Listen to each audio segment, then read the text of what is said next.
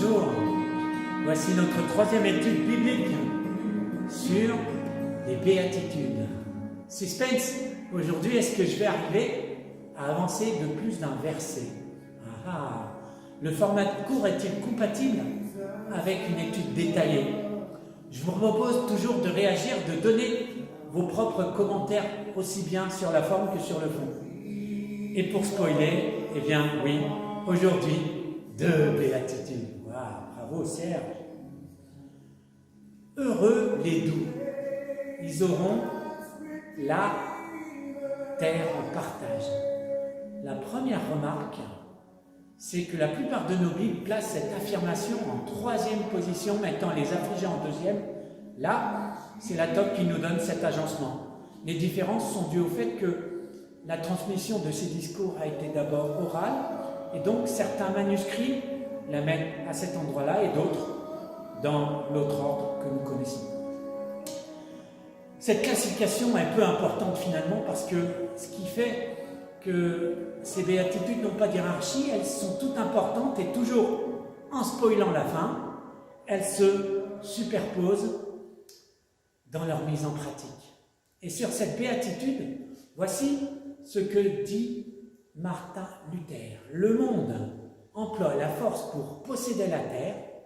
Jésus nous apprend qu'on la gagne par la douceur. C'est le thème du psaume 37, dont le verset 11 déclare « Les dociles hériteront la terre et se complairont en une abondance de paix. » C'est la King James. À noter que le mot pour docile dans ce psaume, c'est « Anawim », les pauvres, qu'on a déjà vu pendant la vidéo précédente. Alors, commençons cette étude par la dernière partie, ils hériteront la terre. Kleronomao, c'est un terme juridique, héritier, qui décrit la donation matérielle faite à la personne désignée par le donateur. Jésus établit les héritiers du royaume des cieux, cela leur accorde en particulier dans cette béatitude la jouissance de la terre. Jésus dit à ses disciples, vous êtes ceux qui avez persévéré avec moi dans mes épreuves, c'est pourquoi je dispose du royaume en votre faveur, comme mon Père en a disposé en ma faveur. Et puis, après le départ du jeune homme riche, Jésus dira à ses disciples, celui qui a quitté père et mère, ses possessions, héritera de moi. Eh bien, toutes ces choses au centuple, de même que les persécutions. Donc Jésus veut nous emmener dans cet héritage qui consistera simplement à recevoir les biens matériels nécessaires à cette mission qu'il nous donne d'être ses témoins. Nous appartenons au Seigneur, nous et nos biens, et nous ne manquerons de rien tant que nous vivons dans cette disposition d'être ses disciples. En disant la terre, ils hériteront la terre, Jésus ne désigne pas la planète entière. Il nous parle plus de la condition matérielle dont nous avons besoin pour connaître un vrai repos. Une chaumière est parfois aussi confortable qu'un palais quand on est dans la volonté de Dieu.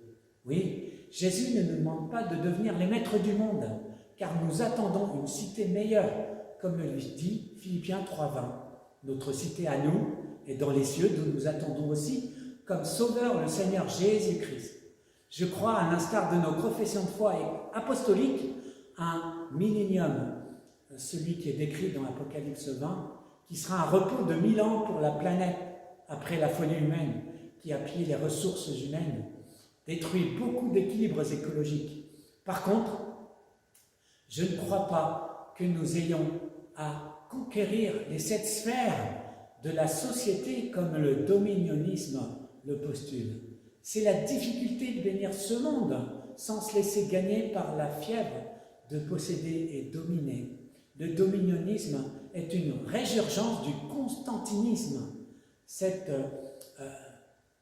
faculté de dire que l'empire devient chrétien. Et du coup, pour être bien vu de l'empereur, en étant chrétien, ça va le faire. On établit un règne humain qui va pervertir le royaume de Dieu. Non, ce n'est pas ça.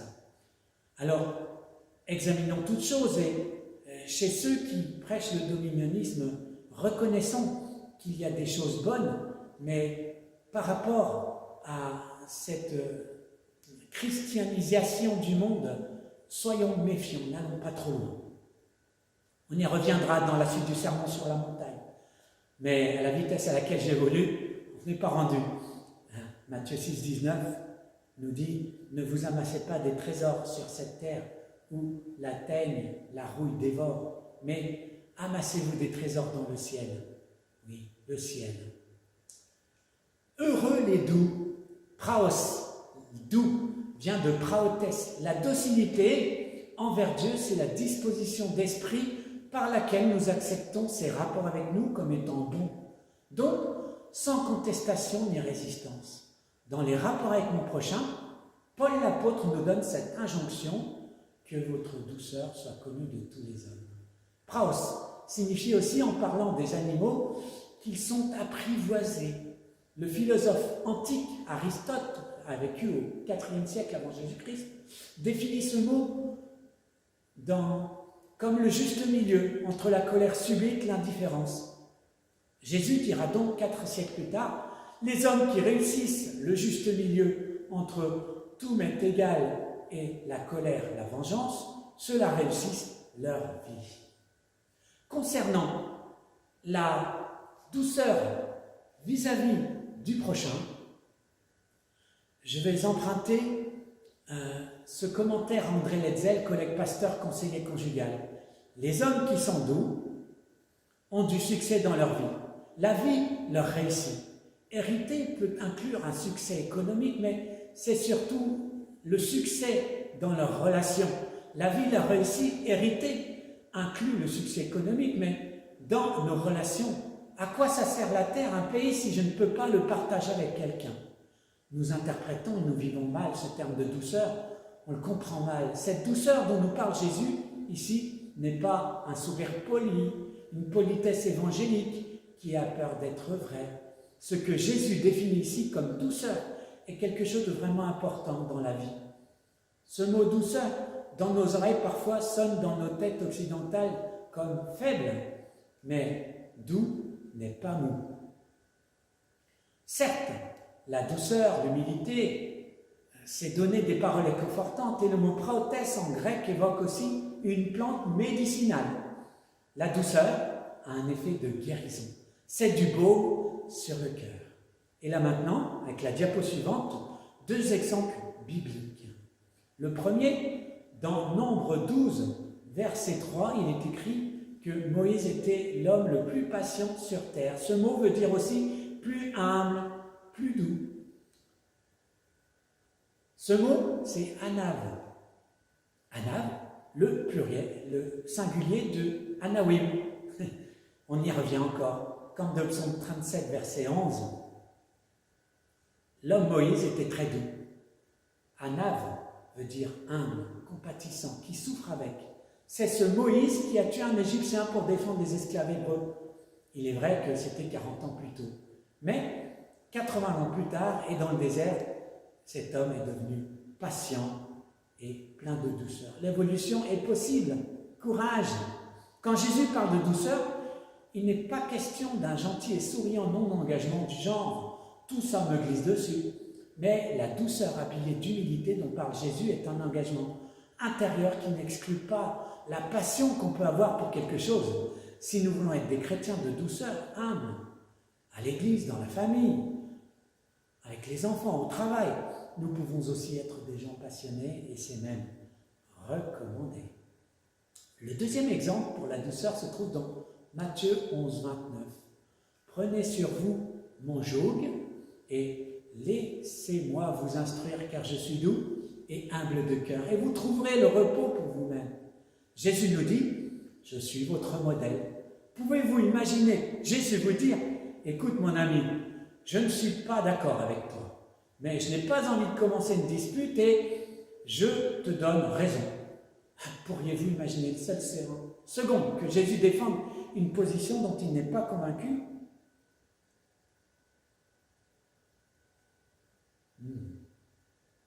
C'est ça la douceur. Non, la douceur ne veut pas dire j'ai peur des conflits, au contraire, la douceur inclut une sacrée proportion de courage. Elle suppose un contact vrai et authentique, plein de compassion. Que votre amour soit sans hypocrisie, dit l'Épître aux Romains, chapitre 12, verset 9. Les gens qui arrivent vers cet équilibre de vivre dans cette douceur-là manifestent la compétence sociale. Voici comment André lit donc Matthieu 5,5. Heureux ceux qui ont de la compétence sociale, car dans leur vie, ils auront du succès ici et maintenant. La capacité de pardonner démontre que l'on a acquis. Entraîner l'aptitude quand quelqu'un nous blesse de ne faire ni comme si de rien n'était d'ignorer sa blessure, ni de s'y agripper une vie durant. L'aptitude à pardonner veut dire que l'on peut prendre la blessure au sérieux, la nommer. Une injustice reste une injustice et Jésus nous invite en Matthieu 18, si ton frère s'est rendu coupable à ton égard, va le trouver et convainc-le de sa faute, mais que cela se passe en tête à tête. Nous n'avons pas le droit de ne pas nommer le péché par son nom, même quand il se passe envers nous. Ensuite, en Romains 12, 17, il est dit « Ne répondez jamais au mal par le mal. Laissons à Dieu le soin de faire justice et il va le faire. » Pouvoir pardonner signifie abandonner son droit de vengeance, de réparation, de les laisser là où est leur place. La douceur, c'est cet entre-deux entre la colère et l'indifférence. Paul nous demande dans Philippiens 4, 5, encore, je le répète, que votre douceur soit connue de tous les hommes. Je vous laisse compléter donc dans les commentaires ce que je peux oublier, des passages parallèles, des modèles bibliques de douceur. Parce que je ne les ai pas nommés, la Bible en est truffée. Passons à la béatitude suivante. Heureux ceux qui pleurent, ils seront consolés.